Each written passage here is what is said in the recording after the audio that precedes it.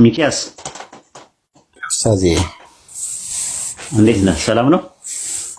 ሰላም ነው እኛለሁ። እሺ እስቲ አንደኛ ጢሞቴዎስ 1:18 ላይ ለጢሞቴዎስ አስቀድሞ ትንቢት የተናገረው ማን ነው?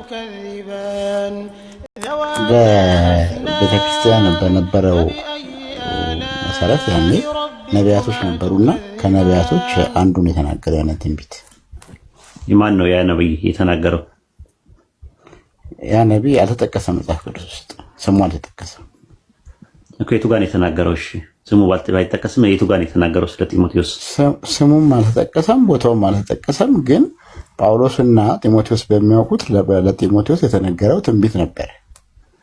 ስለዚህ ያንን ትንቢት አስታውሶ እኮ ገባኝ። ያንን አስታወሰ። ግን የተናገረው ነብይና የተናገረበት ቦታ የት ነው ያለው ነው የሚጠየቅ? የለም ነው እያልከኝ ያለኸው? አስፈላጊ አይደለም የለምንም አስፈላጊ አይደለም ነው። እሱን ሁለተኛ ቨርዥን ነው የምናየው ሚኪ። መጀመሪያ ግን አለ ወይስ የለም ነው? ስለ ጢሞቴዎስ አስቀድሞ ትንቢት የተናገረበት በቃ የለም ነው። እንደዛ ነው የሚመለሰው። ነብይ አለ፣ የተናገረ ነብይ አለ። ግን ያ ነብይ ማን እንደሆነና የት ቦታ እንደነገረው መጽሐፍ ቅዱስ ውስጥ የሚያሳይ አልተገልጸ እኮ። እሱን ነው እኮ እንደዛ እንድትመልስልኝ የፈለኩት። እሱ ነው ጥያቄ። አሁን ከስር አንተ እኮ ያልከው እኔ ልንገርህ ስትል ያው የምትነግረን ነው የመሰለኝና ነገርኩህ እኮ። ማንም የለም ኮመንተሪ ላይም የትም ላይ ማንም ሰው ይሄ ነብይ ከሌ የሚባል ነው የሚል ነገር የለም። ግን ፍሬ አንተ አሁን ምን ያደርግልሃል ነው that's my point። ምክንያቱም አይ ሶላ ስክሪፕቸራ ነው አንተ ሶላ ስክሪፕቸራ ነው አይደል ሚኪዬ? ኦፍ ኮርስ ሶላ ፕሮቴስታንት ነህ? ኦኬ ጥሩ። ማቴዎስ ምዕራፍ 1 ቁጥር 1 ላይ የዳዊት ልጅ የአብርሃም ልጅ የክርስቶስ የትውልድ መጽሐፍ እያለ የሚያወራው ማን ነው? አውሪው ጸሐፊው ነው። ማን ነው ጸሐፊው? ማቴዎስ። እሺ ከባይብል አሁን ትሰጠኛለህ ማቴዎስ ስለመሆኑ? የግድ ከባይብል መስጠት አለብኝ? የማቴዎስ ሶላ ስክሪፕቸር አይደለ? ማቴዎስ እንደጻፈው አይደል እኮ። አይ ማቴዎስ እንደጻፈውና እንደተናገረው ገባኝ። አይ ማቴዎስ እንደጻፈውና እንደተናገረው ማስረጃ ስጠኝ እስቲ። ከፈለከው ቦታ ስጠኝ። ከባይብል ላይ የለም? አንተ አንድ ነገር ልንገርህ። ሶላ ስክሪፕቸራ ማለትና የዛ መጽሐፍ ጸሐፊ ማን ነው የሚለውን ነገር እንዴት ነው ያገናኘው? ገባኝ። አይ አለ ወይ ባይብል ላይ ነው እኮ ብለህ ባይብል ላይ የማቴዎስን ወንጌል ማቴዎስ እንደጻፈው የሚያሳይ ባይብል ላይ አለ ወይ ነው የጠየኩት ጥያቄ። ካለ አለ ትለኛለህ፣ ከሌለ የለም ትለኛለህ። ከዛ በኋላ ማስረጃው ሌላ ታመጣለህ ከምትፈልገው። መጀመሪያ አለ ወይ ነው ባይብል ላይ የማቴዎስን ወንጌል ማቴዎስ ስለመጻፉ ባይብል ላይ አለ ወይ? አይ ቲንክ ያለ አይመስለኝም። ኦኬ ጥሩ። የሉቃስን ወንጌል ሉቃስ ስለመጻፉ ማስረጃ ይኖር ይሆን? ሉቃስ ስለመጻፉ ምናልባት ያለ ይመስለኛል እሱ።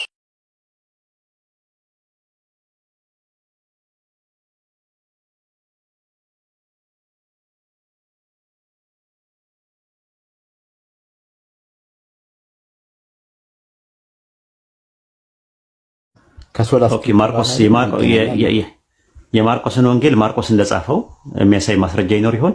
የማርቆስን ወንጌል እሺ የለም ብዬ ልያዝልህ። እሺ የዮሐንስን ወንጌል ዮሐንስ ስለመጻፉ ማስረጃ ይኖር ይሆን? ጸሐፊውና ተናጋሪው አሁን እኮ ከምንደክም ወደ ፖይንት ብትመጣ ደስ ይለኛል። ነው አይ ችግር የለውም። አይ አለ ወይ ነው የምልህ። አለ አይ ባይብል ላይ አለ ወይ ነው የጠየቅኩት ጥያቄ። ጸሐፊውና ተናጋሪው ገብቶኛል። ለመሰለኝ ደግሞ የምነግርህ ያንን ወንጌል እውነት የሚሆነው ማቴዎስ ስለጻፈው ብቻ አይደለም፣ ወይ ማቴዎስ ያልጻፈው ወንጌል እውነት አይሆንም፣ ማቴዎስ ስለጻፈው እውነት ይሆናል የሚል ነገር የለም። ለምሳሌ አሁን በግልጽ የሚታወቅ የዕብራውያን መጽሐፍ ማን እንደጻፈው በቤተ ክርስቲያን ታሪክ ውስጥም ጳውሎስ ነው የሚሉ አሉ። አይ ጳውሎስ አይደለም ባርናባስ ነው የሚሉ አሉ። የተለያዩ አይነት ሰጀሽኖች አሉ። ያንን መጽሐፍ ማንም የሚጻፈው ማንም ያ መጽሐፍ ግን በእግዚአብሔር መንፈስ የተጻፈ መሆኑ ነው እንጂ ያን መጽሐፍ እሱ በኋላ ትነግረኛለህ። ቆይ ሚኪዬ መጽሐፉ በማን መንፈስ ተጻፈ የሚለውን ነገር ትነግረኛለህ። እሱ ከማስረጃ ጋር ትሰጠኛለህ።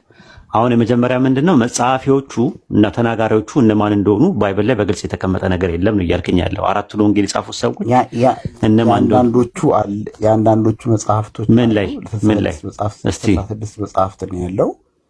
ኖ ኖ፣ አይ እሱን አልጠየኩም። ስለ 66 ይኸውልህ 66 መጽሐፍቶቹን አልጠየኩም። የአዲስ አልጠየኩም። ብሉይ ኪዳን 39 እና አዲስ ኪዳን 27 መጽሐፍቶቹን አልጠየኩም። የጠየቁ ጥያቄም 27ቱ የአዲስ ኪዳን መጽሐፍትን አይደለም የጠየቁ። አራቱ ወንጌልን የጻፉ ጸሐፊዎቹ ባይብል ላይ አሉ ወይስ የሉም? ሚኪዬ እኔ አሁን እርግጠኛ አይደለሁም፣ ግን ኦኬ ጥሩ። ከባይብል ውጪ ውጣና እስቲ ማስረጃ ስጠኝ። አራቱን ወንጌሎች ማን ማን እንደጻፋቸው ማስረጃ ነገረኝ እስቲ። ከባይብል ውጣና ፈርስት ሴንቸሪ ላይ ፕራይመሪ ሪሶርስ ጠቅሰህ ንገረኝ። ከባይብል ውጪ ኢንዲፔንደንት ፕራይመሪ ሪሶርስ ጠቅሰህ ንገረኝ። ሰከንድ ፈርስት ሴንቸሪ ላይ ካለ ፕራይመሪ ሪሶርስ ፈርስት ሴንቸሪ ላይ እነሱ አራቱ ወንጌሎች እሽቶ አራቱን ወንጌሎች ተውና የማቴዎስን ወንጌል ማቴዎስ እንደጻፈ የሚያሳይ ፈርስት ሴንቸሪ ላይ ያለ ኢንዲፔንደንት ፕራይመሪ ሪሶርስ ንገረኝ። ኡስታዝ አሁን እኮ ምን መሰለህ እኔ የለም ብዬ ለፍልሽ የለም፣ ግን የኔ ፖይንት ማንም የሚጻፈው ማን ወደ ሐሳቡን አልልኝና ንገረኝ። እመጣላለሁ፣ ችግር የለውም እመጣላለሁ። ግን መጀመሪያ ፈርስት ሴንቸሪ ላይ አምጣ። ፈርስት ሴንቸሪ ይኖር ይሆን? የለም። ሰከንድ ሴንቸሪ ላይ ይኖር ይሆን? ኦኬ በቃ ጥሩ። ሲጽፉት እነዛ ሰዎች ሲጽፉት ምንድን ነው ያልከው? በእግዚአብሔር መንፈስ ተመርተው ነው ያልከው? ሲጽፉት በእግዚአብሔር መንፈስ ተመርተው ቀኖናዊነቱ እስቲ ማስረጃ ስጠኝ። በእግዚአብሔር መንፈስ ተመርተው ነው የጻፈው። ለምሳሌ የማቴዎስ ወንጌል ጸሐፊው አይታወቅም፣ ማን እንደሆነ ተናጋሪውም አይታወቅም። ጸሐፊው ሲጽፈው በእግዚአብሔር መንፈስ ተመርተው እንደሆነ የሚያሳይ ማስረጃ ስጠኝ ጥቅስ። የግድ ጥቅስ መሆን አለበት እንዴ? ታዲያ በምን ያውቃል? በእግዚአብሔር መንፈስ ነው ተመርተው የጻፉት አልክ። አሁን የቱ ጋር ነው እንደዛ የሚለው? የአንተ ስህተት የሚመነጨው ምን ጋር መሰለህ? አሁን ይህን ሀሳብ ከሶላ ስክሪፕቸር ጋር ልታገናኘው ነው። ሶላ ስክሪፕቸር አይደለም በእግዚአብሔር መንፈስ እንደተጻፈ የሚያሳይ ማስረጃ ስጠኝ። ይኸውልህ ሉቃስ ሲጽፍ ለቴዎፍሎስ ለሚባለው ጓደኛው ሲጽፍ በእግዚአብሔር መንፈስ ተመርቶ ነው የጻፈው የሚል ማስረጃ ስጠኝ። ወይ ደግሞ ጥቅል ላይ የሚሆነ ነገር ንገረኝ ከፈለግ ጥቅስ ካለ። ከሚኪን የሰማው እንዳለባል ቅዱሳን መጽሐፍት ቅዱሳን መጽሐፍት በእግዚአብሔር መንፈስ በተሞሉ ሰዎች እንደተጻፉ ይናገራል። አይ ቲንክ አንደኛ ጴጥሮስ እስቲ አውጣው አውጣውና ሰየን ለዘኔ አዲስ ነው ባል ጥቅስ በቃል አሊዝም። ግን አንተ አሁን ይሄ አንደኛ ጴጥሮስ ላይ የተጻፈ ቃል ስለ ማቴዎስ ምን አገባው ልትለኝ ትችላለህ። ነው አልልህም። አይ ጥቅስ ነው የፈለኩት። በእግዚአብሔር መንፈስ ተመርተው ጻፉ የሚል ነገር ማስረጃ አላገኘውም እስካሁን። አንተ ግን አውጣና ሳየኝ ራሱ ማለት ነው። ምክንያቱም ከሚኪያስ ነው የሰማሁት እንዳልባል ሰዎች ኬታ መጣ ሲሉኝ ሚኪ የሚባል አለ እግዚአብሔር ቤት ገብቶ እሱን የነገረኝ ብዬ ማስረጃ አንተ ሳትው ማስረጃ መሆን ያለበት አንተም ሳትኖር አሳ ማጥመድና አሳ ማጥመድ ማስተማርና አሳ እያጠመዱ ማብላት ይለያያል። ስለዚህ እኔ ማስተማር ያለብህ አሳ ማጥመድ ነው። ሶርሱን ነው መስጠት ያለብህ። የቱ ጋር ነው እንደዛ የሚለው? እስቲ ጥቅሱን ስጠኝ። ቲንክ አንደኛ ጴጥሮስ ላይ ነው። ቁጥሩን እንግዲህ እኔ ቁጥሩ አንደኛ ጴጥሮስ ምዕራፍ ስንት? ምዕራፍ ቁጥር ነው አለ። ኦኬ በቃ ተዘጋጅና እና እሺ፣ ሌላ ጊዜ እንደዚህ ጊዜ ስታገኝ ሲመችህ ይሄን ነገር አሁን ያልከውን ነገር ይዘናና እንቀጥላለን። ፖይንትን ባገኘው ደስ ይለኝ ነበር፣ አላገኘሁም። ምን ነው አሁን እነዚህ አራት ወንጌል የምትላቸው ሲጀመር በእግዚአብሔር መንፈስም የተጻፈ መጽሐፍ አይደለም። ጸሐፊዎቹም ተናጋሪዎቹም ማን እንደሆነ አይታወቁም። ራሱ ለምሳሌ ዕብራውያን መልእክት አልክ። የዕብራውያን ጸሐፊና ተናጋሪ ማን ነው ብዬ ብለህ አይታወቅም ነው የምትለኝ። ለምን? ስለማይታወቅ። አንተ ፋርማሲ ገባ አይደለ? መድኃኒት ይዘህ መጣ። ከዛ በኋላ ወሂድ ዋጠው ብለህ አልከኝ። እኔ መድኃኒቱ የምን መድኃኒት ነው ብዬ ስለ አይታወቅም ብትለኝ እኔ እውጠዋለሁ። እኔ አንተ ጥያቄ ልጠይቅ እውጠዋለሁ። ሚኪ እውጠዋለሁ ወይ? ይሄ መጀመሪያ መልስልኝ። ለምንድን ነው የማልውጠው? ለምንድን ነው የማልውጠው? ቆይ አንዴ መልስልኝና ትቀጥላለህ። መድኃኒቱ ምን እንደሆነ የራስ ምታት ነው የሆድ ቁርጠት ነው ሳታውቅ እንዴት ትውጣለህ? እንደዛ ነው ጸሐፊውም ተናጋሪውም አንተ። ስለዚህ የአምላክ ቃል አይደለም። ለምሳሌ የዕብራውያን መልእክት እኔ የአምላክ ቃል ነው ብዬ አላምንም። አንተ የአምላክ ቃል ነው ብለህ ታምናለህ? አምላክ የተናገረው ንግግር ነው ብለህ ታምናለህ? የአምላክን ቃል ለመጻፍ የተመረጠ ሰው አለ ብለህ ታምናለህ አንተ? ወይም ደግሞ እከሌ ከጻፈው ብቻ ነው አምላክ ነው የሚናገረው? የዕብራውያንን ደብዳቤ ዕብራውያን አንድ ላይ የሚነግረን ወይም ደግሞ የሉቃስ ወንጌል ምዕራፍ 1 ላይ ቴዎፍሎስ ሆይ መልካም ሆኖ ታየኝ ብዙዎች በየተራ ሲያዘጋጁ የሚለው የአምላክ ንግግር ነው ብለህ ታምናለህ? አምላክ ነው እንደዛ የሚናገረው? ሉቃስ ነው፣ የሉቃስ ንግግር ነው። ስለዚህ የሰው ቃል ነው ማለት ነው። ሉቃስ 1:1 ላይ ያለው የአምላክ ቃል አይደለም። የአምላክ ቃል እንዴት ያምላክ? ይሄ ሰው የተናገረው እኮ ነው። ስለዚህ የሰው ቃል ከሆነ በቃ እንደዛ ነው የምልህ እኮ የሰው ቃል ገብተው ኢየሱስ የተናገረው ንግግር አሁን ለእኛ ለሙስሊሞች ኢየሱስ ሲናገረው የነበረው እንደው መለኮታዊ ቅሪት እንኳን ብትመለከተው ከራሴ ምንም አልናገርም ይላል። የላከኝ አብ እርሱ የምለውና የምናገረውን ትእዛዝ ሰጠኝ ይላል። ያ ትእዛዙ ደግሞ የተሰጠው ነገር ደግሞ ወንጌል ይባላል። በወንጌሉ ላይ ግን የተጨመሩ ነገሮች ወንጌል አይደለም። ለምሳሌ ሉቃስ 1:1 ላይ ያለው ጢሞቴዎስ ወይ ምናምን ቴዎፍሎስ ወይ እያለ ለጓደኛው የሚያወራበት ነገር ወንጌል አይደለም ለኛ ለሙስሊሞች። ለምን? የተጨመረ የሰው ንግግር ነው። ወንጌል ማለት ከአምላክ የመጣ ነው። ሉቃስ ወንጌል 4:17 ላይ የጌታ መንፈስ በእኔ ላይ ነው ለድሆች ወንጌል ይሰብክ ዘንድ ቀብቶኛልና አለ። ሉቃስ 5:1 ላይ ደግሞ የአምላክን ቃል ይናገር ነበር አለ።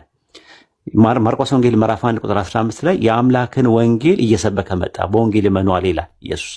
ኢየሱስ ሲናገረው የነበረው ማስተማር ሲጀምር ነው። የወንጌሉ መጀመሪያ የሚጀምረው የኢየሱስ ወንጌል መጀመሪያ ይህ ነው ብሎ ማስተማር ሲጀምር ነው የሚጀምረው። ማስተማር ሲጀምር ደግሞ ሉቃስ 3:23 ላይ እድሜው 30 ዓመት ነበር ይላል። ከሌን ወለደ የሚለው ነገር ሉቃስ ለእንትና የሚናገረው ነገር ታሪክ ናቸው፣ የሰው ቃል ናቸው። የሰው ቃል በአምላክ ንግግር ላይ ገብተዋል። ትክክል እኮ ታዲያ መጽሐፍ ቅዱስ። ስለዚህ የሰው ቃል ብቻ ሳይሆን የሰይጣንም ቃል አለ። ኦኬ ቴንክ ዩ እናመሰግናለን። አሁን ወደ ነጥብ ግባ። ጥያቄ ጠይቃለሁ። አይደል ወዳልከው ጥያቄ ጠይቀኝ። ጥያቄ ጠይቃለሁ። ምን ነበር ቀደም ልጁን ያነሳለት ሐሳብ ላይ የነገርኩ መሰለኝ እኮ። አይ ጥያቄ ጠይቃለሁ አልከኝ። አንተ ጥያቄ ልጠይቅህ አልከኝና ቆይ እቺኛዋን እንጨርስ ብያት ነበር። አንተ ወደ ጥያቄ መሄድ ትችላለህ። አፍረሳኝ እኮ ማፍ ነገር አዘብዝበኝ። ኦኬ ስታስታውስ መምጣት ትችላለህ ማለት ነው። ሌላ ሰው አስገቡልን። እናመሰግናለን ሚኪዬ። ሌላ ሰው ደግሞ አስገቡ። ጥያቄ ያለው ሰውም ካለ እናትም ካለች ግን በዚህ ላይ አንድ ጥያቄ ልጠይቅ የምፈልገው ነገር አሁን ለምሳሌ የእግዚአብሔር መጽሐፍ ቅዱስ እንደዚህ የእግዚአብሔር ቃል አለመሆኑን በዚህ መንገድ አስረዳኸኝ። እስቲ ቁርአን የእግዚአብሔር ቃል መሆኑን እስቲ ደግሞ አስረዳኝ። ቁርአን ሙሉ ለሙሉ ያለ ንግግር ነው። አላህ ነው የሚናገረው። ካላ ውጪ ተናጋሪ የለውም። ኢብን ረሱል ሰለላሁ ዐለይሂ ወሰለም ድርሻ የላቸውም በቁርአንን የሚናገረው የዓለማቱ ጌታ አላህ ነው። እሺ እስቲ ቀጥል። ምን ማስረጃ የቁርአኑን አንብበው። ውስጡን ቁርአኑን ስታነበው የሚናገረው አላህ ነው። ሰማይና ምድርን የፈጠርኩት እያለ የሚናገረው እንትን እያለ የሚናገረው ራሱ አላህ ነው። የፈጠረው ፈጣሪ ነው እየተናገረ ያለው። ምን መናገሩ ምን ማስረጃ አለ? እሱን ነው እኮ እየተናገረ ያለው። አሁን ይኸውልህ ቁርአን ውስጥ ያለውን እየተናገረ ያለው ፈጣሪ መናገሩን ሱረቱ ሁጁራት ምዕራፍ 49 ቁጥር 12 ላይ እናንተ ሰዎች ሆይ ከወንድና ከሴት ፈጠርናችሁ ይላል። ተናጋሪው ፈጣሪ ነው። መቀበል አለመቀበል ትችላለህ አንተ ከፈለክ። ቁርአን ግን ተናጋሪው ባለቤቱ አላህ ነው። የሰው ቃል የለበትም ነው የምንለው እኮ። የሰው ቃል የለበትም ነው። ለምሳሌ አላህ እንደዚህ ብሎ ሲናገር ማሰማው ነው። እሱ ሌላ ጉዳይ ነው፣ ሌላ ቨርዥን ነው። ግን ቁርአን ሙሉ ለሙሉ አሁን እያነጻጸርን ያለን ቆይም ስለመሰከር አይደለም። አሁን ጥያቄው መጀመሪያ ሙሉ ለሙሉ ቁርአን የማን ንግግር ነው? ያላህ ንግግር ነው። እሱ ላይ እንተማመንና ያ አላህ የምትለው ፈጣሪ ነው ወይ ስለመሆኑ ምንድነው ማስረጃ ምናምን የሚለው ነገር በንጽጽር እናየዋለን። ችግር የለውም። መጀመሪያ ግን የቁርአን ተናጋሪ ከሱረቱ ፋቲሃ እስከ ሱረቱ ናስ ድረስ ያለው ሙሉ ለሙሉ ያላህ ንግግር ነው ቁርአን። ያንን መጀመሪያ አስምርልኝ። እሺ አስመርክልኝ።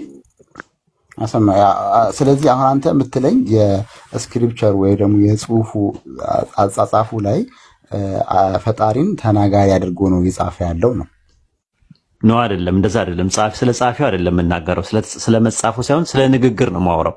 ንግግር እኮ እኔ አሁን ለምሳሌ ብናገር እኔ አሁን እየተናገርኩኝ ላይጻፍ ይችላል፣ የኔ ንግግር ላይጻፍ ይችላል። ግን ያ ቁርአን ላይ ያለው ንግግር ተናጋሪ ሙሉ ለሙሉ አላህ ነው እየተናገረ ያለው ቁርአን ላይ።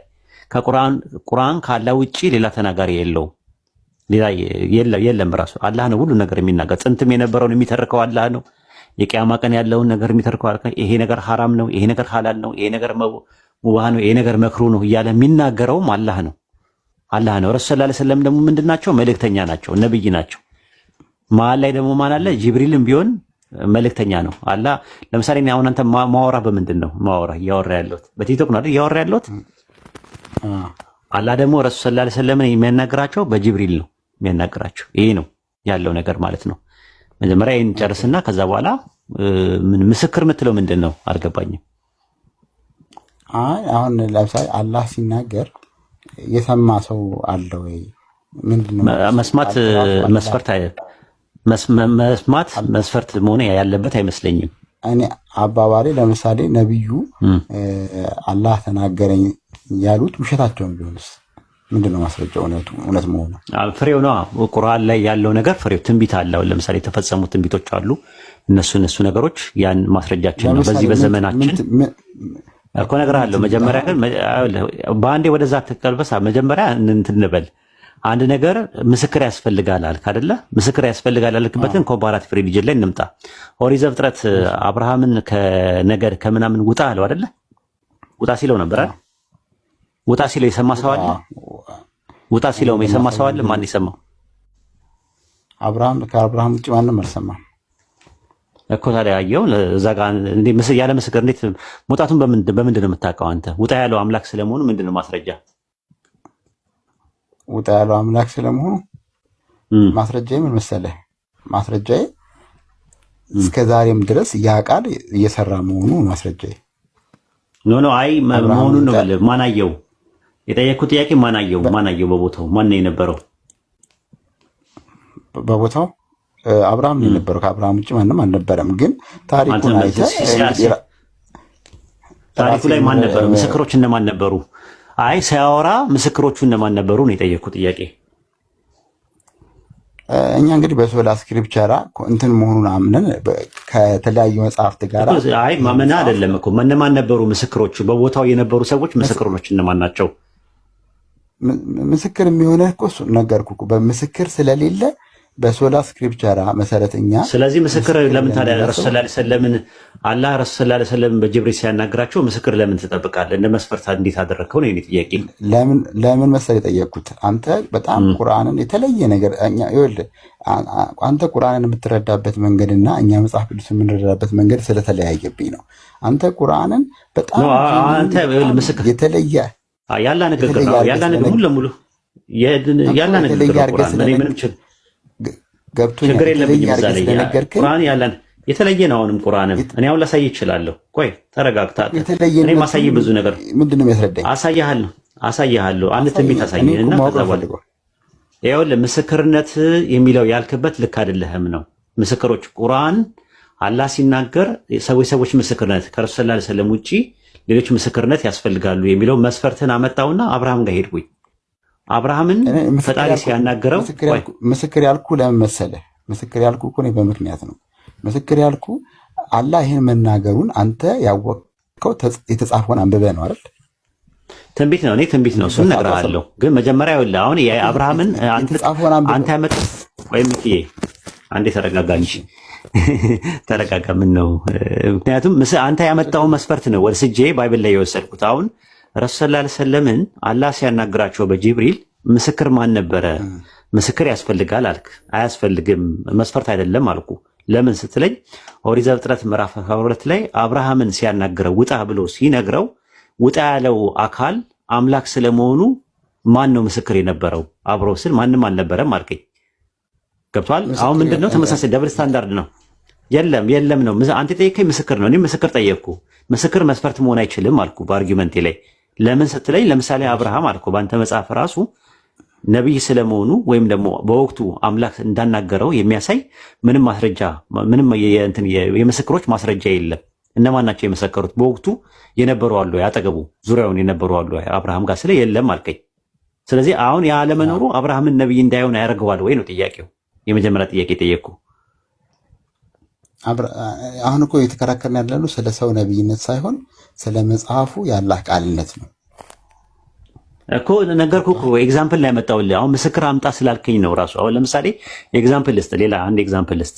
ትንቢት አብዲው የሚባል ነቢይ ታውቃለህ? ትንቢት አብዲው የሚባል መጽሐፍ አብዲው የሚባለው ነቢይ ነው አይደለ? ትንቢቱ የሱ ነው አይደል? አብዲው ነቢይ ስለመሆኑ የሚያሳይ እስቲ ከአብዲው በፊት እና አብዲው በነበረበት ሰዓትና አብዲው ካለፈ በኋላ ስለ አብዲው ነቢይነት የተናገረ ሰው አለ? የለም። ስለዚህ አብዲው ነቢይ መሆኑን በምንድን ነው የማውቀው እኔ?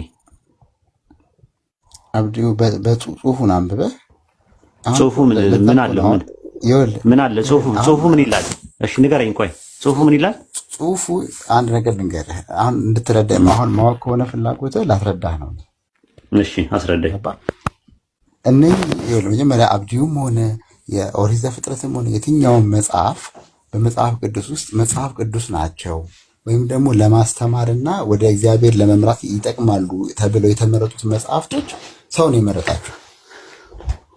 ስለዚህ ልክ አይደለም ማለት ነው። ሰው ከመረጣቸው ልክ አይደለም ማለት። አብዲውን የመረጠው ማን ነው? አብዲውን ያካተተው በቀኑና የቀነነው ማን ነው? የአብዲውን መጽሐፍ የቤተ ክርስቲያን አባቶች ወይም ደግሞ የአይሁድ ማስረጃ ስጠኝ እስቲ ማስረጃ ስጠኝ። የአይሁድ አባቶች መሆናቸው አዎ፣ እሱማ ብዙ ማስረጃ አለ። እሺ አንድ ብቻ አሁን ላቀርብልህ አልችልም፣ ግን ይሄ ብዙ ማስረጃ ያለው ነገር ነው እኮ። ብዙ ማስረጃ አለኝ። ከአንዷን የፈለኳት እኔ አለኝ አይደለም ሳይሆን ያልኩት እኔ ብዙ ማስረጃ አለው። በቃ የቤተክርስቲያን አባቶች ካለው አንዱን አቅርብ። የቤተክርስቲያን አባቶች መሰነዳቸው አዎ፣ አንድ ማስረጃ በታሪክ ማስረጃ ውስጥ አንደማ በዚህ መልኩ ላቀርብልህ አልችልም፣ ግን ይሄንን ኦኬ። ለማንኛውም ወደ ቁርአን እንግባ። እሺ ችግር የለውም ሚኪዬ፣ ወደ ቁርአን እንግባ። ወደ ቁርአን እንግባ። በቃ ችግር የለውም። አንተ የለህም መሰረቱ ሰው አይደል? ምዕራፍ 38 ቁጥር 88 ላይ ትንቢቱን ከጊዜ በኋላ በእርግጥ ታውቁታላችሁ፣ ለትንቢት ሁሉ የሚደርስበት መርጊያ አለ፣ ወደፊት ታውቁታላችሁ አለ። ወደፊት ታውቁታላችሁ የሚለው ማን ነው? አላህ ነው አይደል እየነገረን ያለው? አዎ አላህ ነው የሚናገረው። አዎ ከዛ በሱረቱ ረድ ምዕራፍ 13 ቁጥር 3 ላይ እርሱ ያ ምድሩን የዘረጋ በእርሷ ውስጥ ተራሮችንና ወንዞችን ያደረገ በውስጧም ከፍራፍሬዎች ሁለት ጥንዶችን ያደረገ ነው። በዚህ ውስጥ አለ ለሚያስተነትኑ ህዝቦች ተአምራት አለበት አለ። ፍራፍሬዎች ሁለት ምንድን ናቸው አለ? ጥንዶች ናቸው አለ። ዘውጅ አላቸው፣ ባልና ሚስቶች ናቸው አለ። አዎ ካለ በኋላ በዚህ ውስጥ አለ ለሚያስተነትኑ ህዝቦች ተአምራት አለበት አለ። በሱረቱ ያሲን ምዕራፍ 36 ቁጥር 36 ላይ ደግሞ ያ ምድርን ከምታበቅለው ከማያውቁት ነገር ጥንዶችን ያደረገ ነው አለ። ቁርአን በወረደበት ሰዓት አታክልቶች ወይም ደግሞ ፍራፍሬዎች ጥንድ እንደነበሩ ይታወቅ ነበረ በታሪክ ውስጥ? እሺ አይታወቁም ነበር። ከዛ በኋላ ምን አለ መሰለ፣ በውስጡ ግን ምን አለበት አለ? ጥንድ መሆናቸው ታምራት አለበት። ከማታውቁት ነገሮች ጥንዶችን ያደረገ ነው አለ። በዛም ሰዓት ቁርአን በወረደበት ሰዓት አታውቁትም ማለት ጥንድ መሆኑን አታውቁም እያለ ነገረ ማለት። ልክ 19ኛው ክፍለ ዘመን ላይ ሲደረስ እጽዋት ጾታ እንዳላቸው ታወቀ። ጉኔ የተባለ የሴቷ ማለት የእጽዋት የእንቁላል ህዋስ ካርፒክስ ተባለ ማለት ነው። የወንዱ ደግሞ አኔር ተባለ፣ ወንድ የሚባለውና ሴት የሚባለው ማለት ነው። ከዛ ቁርአን ላይ ምን አለ አላህ በሱረቱ አናም ምዕራፍ 6 ቁጥር 93 ላይ ተአምራቶቹን እነዚህን አሁን ያላቸው ወደፊት ያሳያቸዋል፣ ታውቁታላችሁ በላቸዋል። ከዛ ለትንቢት ሁሉ የሚደርስበት መርጊያ አለው አለ። ወደፊት ታውቁታላችሁ ተአምራቶቹን። በዚህ ውስጥ ምን አለ? መጀመሪያ አታክልቶች ጥንዶች ናቸው አለን። ከዛ በዚህ ውስጥ ምን አለበት አለ? ተአምራት አለበት አለ። ተአምራቱን ደግሞ ወደፊት ታውቁታላችሁ አለ። ለትንቢት ሁሉ የሚደርስበት መርጊያ አለ፣ ወደፊት ታውቁታላችሁ አለ። መቼ ነው ያወቅነው? በ19ኛው ክፍለ ዘመን ቁርአን የተናገረው መቼ ነው? ይሄንን በስድስተኛው በቁርአን ዘመን ከ1400 ዓመት በፊት ነው አይደል የተናገረው? እንዴት ሊናገር ቻለ? የሚመጣውን ነገር እንዴት ሊያስቀምጥ ቻለ ቁርአን?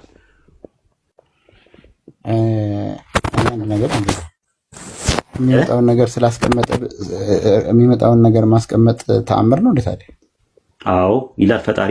የሚመጣውን ነገር ከእናንተ ከምታመልኳቸው አማልክት መካከል የሚመጣውን ነገር ማንም መናገር አይችልም ብሎ ኢሳይያስ ላይ ያስቀመጠው። በአንተ መጽሐፍም ስትመለከተው ማስቀመጥ አይችልም ብሎ ነው ያስቀመጠው። በጣም ይወራረዳል ፈጣሪ። ምንድነው የሚለው? የሚመጣውን ነገር ሳይሆን ይንገሩኝ ነው። ኢሳይያስ 44:7 ላይ ይኸው የሚመጣውን ነገር ሳይደርስ ይንገሩኝ፣ ከምታመልኳቸው አማልክት መካከል የሚመጣውን ነገር ሳይደርስ ይንገሩኝ ብሎ ይናገራል። መናገር ማንም አይችልም ብሎ ነው ያስቀመጠው። ስለዚህ አሁን የቁርአን ተናጋሪ የሚመጣ ነገርም ብቻ ሳይሆን ይሄ እኮ እውቀት ነው። እንግዲህ ምናልባት እውነት ፕሩፍ እንኳን ከተደረገ ትንቢት ነው አለ። ትንቢት ነው ብሎ ነገረን። ጥንድ አለ፣ እጽዋቶች ጥንዶች ናቸው፣ በውስጡ ታምራት አለበት፣ ወደፊት ታውቁታላችሁ። ለትንቢት የሚደርስ ነው። ጥንድ መሆናቸውን ወደፊት ታውቃላችሁ አለ። ጥንድ መሆናቸውን ወደፊት ታውቃላችሁ አለ። ከዛ 19ኛው ክፍለ ዘመን ላይ ደግሞ እኛ አወቀን፣ በዘመናችን ተፈጸመ። ይኸው የተነገረው ትንቢት ተፈጽመዋል። ሚኪዬ ምን ሆናል?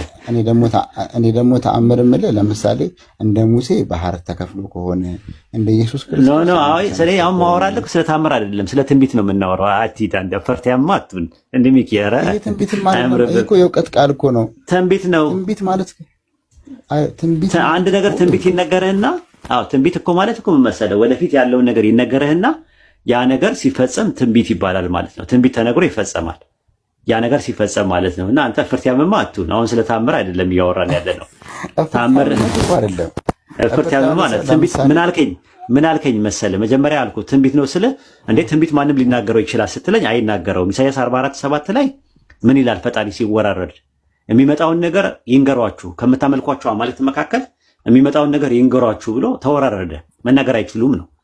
የቁርአን ተናጋሪ አላህ ነው። ሰማይና ምድርን የፈጠረ አምላክ ነው። የሚመጣውን ነገር መናገር ችሏል። የሚመጣውን ነገር በቁርአን ነግሮናል ብዬ ስለ አይ እኔ የምፈልገው ተአምር ነው አልክ። ይኸውልህ ኡስታዝ አንድ ነገር ልንገርህ። አላህ ወይንም ኤሎሄ ወይንም ያህዌ ወይንም ፈጣሪ ወይንም እግዚአብሔር ሰማይና ምድርን የፈጠረ ከሁሉ በላይ የሆነ አምላክ ነው አይደለ? ስለዚህ ይህ አምላክ የሚናገረው ወይም ደግሞ በአምላክ ስም የሚነገሩ ተአምራትም ሆኑ ትንቢቶች ይህንን አምላክ ራሱን መግለጥ የሚችሉ በታላቅነቱ በክብሩ ልክ ሲሆኑ መገለጦች መሆን አለባቸው። ለምሳሌ ሙታንን ማስነሳት አይነት ተአምራት፣ በኢያሱ ዘመን እንደሆነው ፀሐይን ማቆም አይነት ተአምራት እንጂ የሆነ አይ ስለ ተአምራት እናወራለን። ስለ ተአምራት እናወራለን። ቆይ አንድ ጥያቄ ልጠይቅህ፣ ቀለል አድርጌ ላሳይህ። ትንቢትን ቢሆን ትንቢቱን ተወውና ወደ ተአምር እንምጣ። ወደ ተአምር ታላቅነት የሚገልጥ እኮ ተአምር እናምጣ። ለምሳሌ ችግር የለውም ተአምር ደግሞ እንምጣ። ኢያሱ ፀሐይና ጨረቃ በቦታቸው እንዲቆሙ አድርጓል አይደል? ኢያሱ ይላል ኢያሱ መጽሐፍ ላይ ማስረጃ ይኖራል። የአስትሮፊዚክስ ማስረጃ ይኖር ይሆን? አስትሮፊዚካል ማስረጃዎች ይኖሩ ይሆን?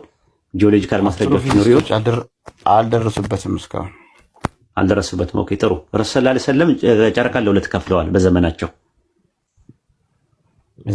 በእኛ መጽሐፍ። አዎ እሺ፣ በእኛ መጽሐፍ ጨረቃን ለሁለት ከፍለዋል። እሺ፣ ይኸው አልኩ። አሁን ታምሩ ጨረቃን ለሁለት ከፍለውታል። እሺ፣ ማስረጃ ልስጥህ። ይኸው ሐዲሳችን ላይ ሐዲሳችን ይኸው ሐዲስ ማስረጃ የኛ መጽሐፍ ሐዲስ ቁርአን ነው እንዴ? እንደ ሐዲስ መጽሐፋችን ነው እኮ የኛ እኮ ቁርአንና ሐዲስ ነው የምንቀበለው። ሐዲስ ቁርአን አይደለም። ሐዲስ ሰጠኝ ከምንድን ነው? ብዙ ሙስሊሞች ለምን አይ እኛ ሙሉ ለሙሉ ሙስሊም ያምናል። አንድ ሰው ነው። አሁን ጥያቄው ይኸውልህ ቁርአን ላይ አለ ጨረቃ ለሁለት ተከፈለች ይላል። ጨረቃ ለሁለት ቁርአንም ይናገራል። ጨረቃ ለሁለት ተከፈለች ጨረቃ ይላል። ላሳይ። አይ ሙሉ ነው አይደለም? ኖ አይ ቁርአንና ሐዲስ ነው እኛ ሙስሊሞች የምንቀበለው። አሁን ሙሉ ነው ጎደሎ ነው አይደለም ጥያቄው። ጥያቄ ጠየቀው ይኸውልህ ተአምር ነው የጠየቀኝ። ቆይ አንዴ ተረጋጋ ሚኪ።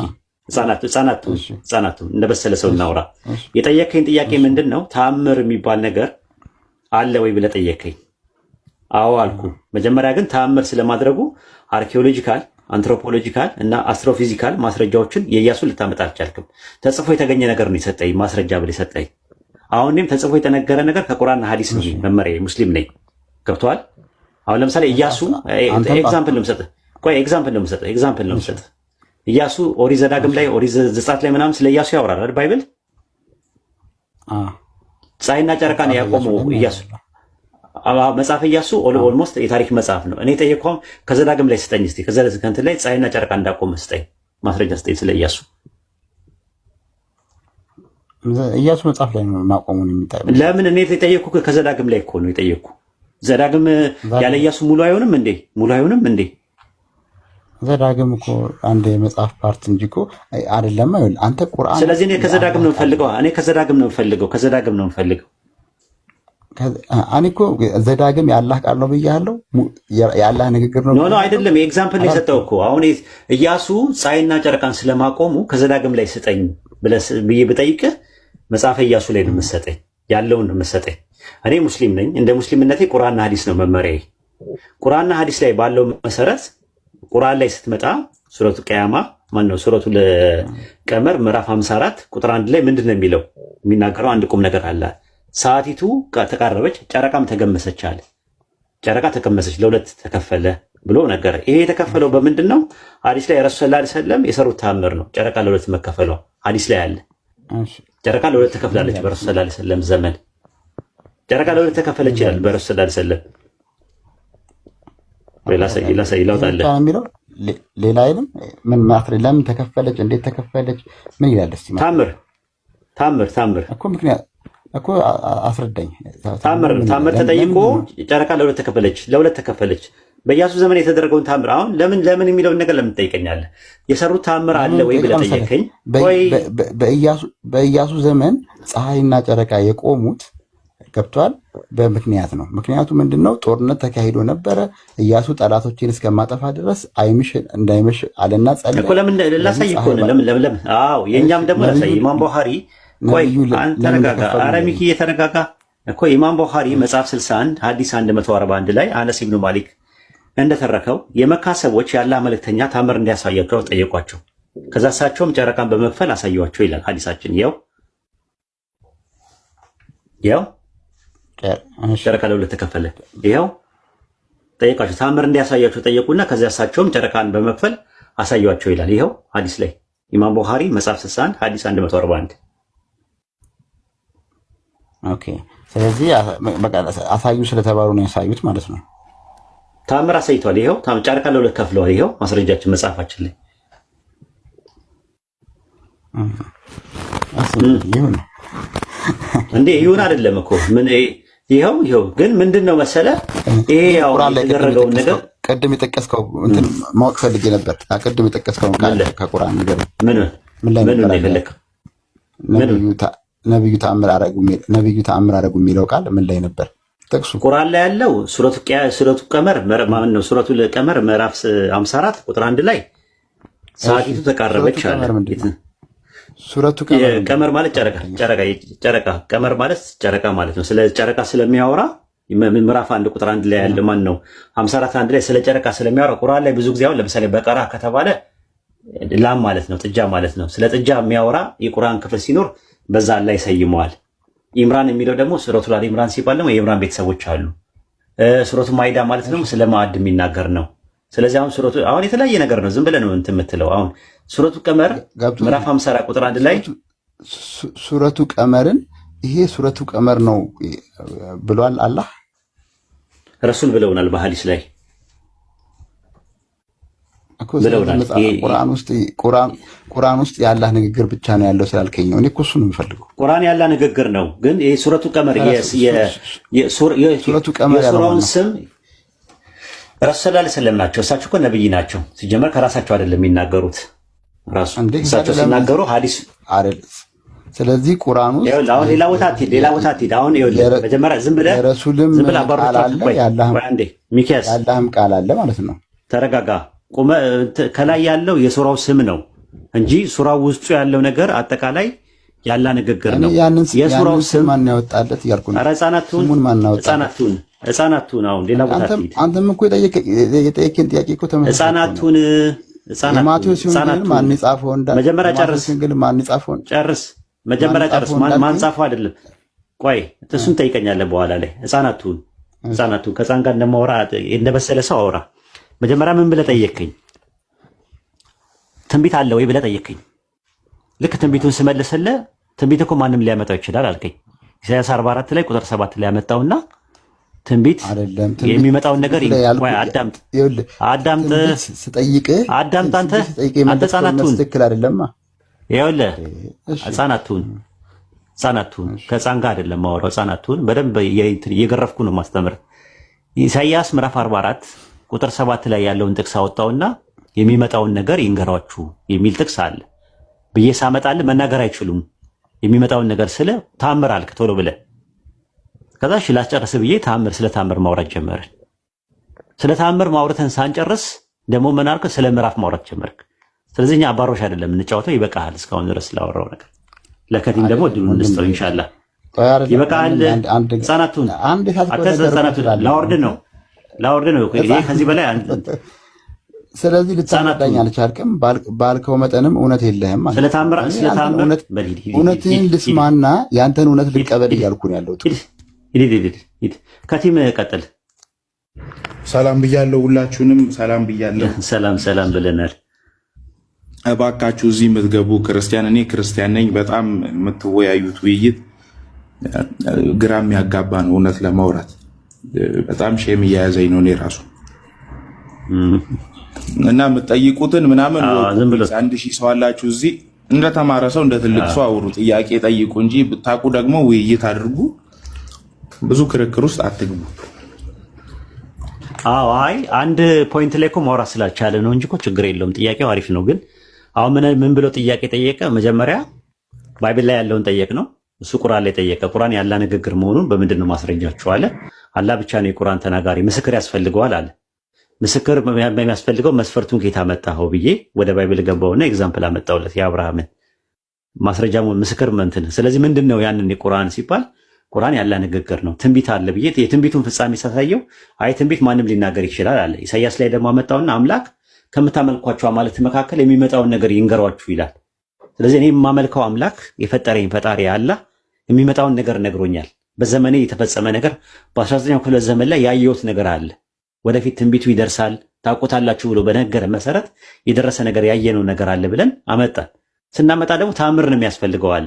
ምን አይነት ታምር ስንለው ልክ እንደ ኢያሱ ፀሐይና ጨረቃን እንዳቆሙ አይነት ፀሐይና ጨረቃን ሲያቆሙ አንትሮፖሎጂካል የሆነ ነገር አስትሮፊዚካል የሆነ ማስረጃዎች አሉ ወይ ብዬ ተጠይቀው የለም በቃ መጽሐፉ ላይ ብቻ ነው የተጻፈው አለ። እንደዚህ አይነት ከሆነ አስትሮፊዚካል ማስረጃዎችን ሳይጠይቀኝ እኔም አመጣውለት።